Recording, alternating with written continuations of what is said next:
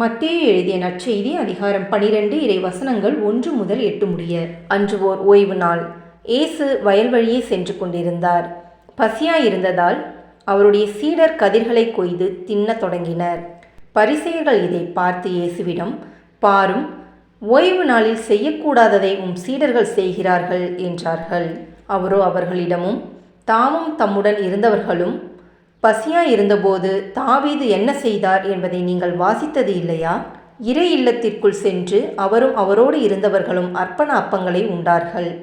குருக்கள் மட்டுமே உண்ணக்கூடிய அப்பங்களை அவர்கள் உண்டது தவறல்லவா? மேலும் ஓய்வு நாள்களில் குருக்கள் கோவிலில் பணியாற்றுவது ஓய்வு நாளை மீறும் குற்றமாகாது என நீங்கள் திருச்சட்டத்தில் வாசித்ததில்லையா? ஆனால் கோவிலை விட பெரியவர் இங்கே இருக்கிறார் என நான் உங்களுக்கு சொல்லுகிறேன். பலியை அல்ல, இரக்கத்தையே விரும்புகிறேன் என்பதன் கருத்தை நீங்கள் அறிந்திருந்தால் குற்றமற்ற இவர்களை கண்டனம் செய்திருக்க மாட்டீர்கள். ஆம், ஓய்வு நாளும் மானிட மகனுக்கு கட்டுப்பட்டதே என்றார். இது கிறிஸ்துவின் நற்செய்தி. கிறிஸ்துவே உமக்கு புகழ்.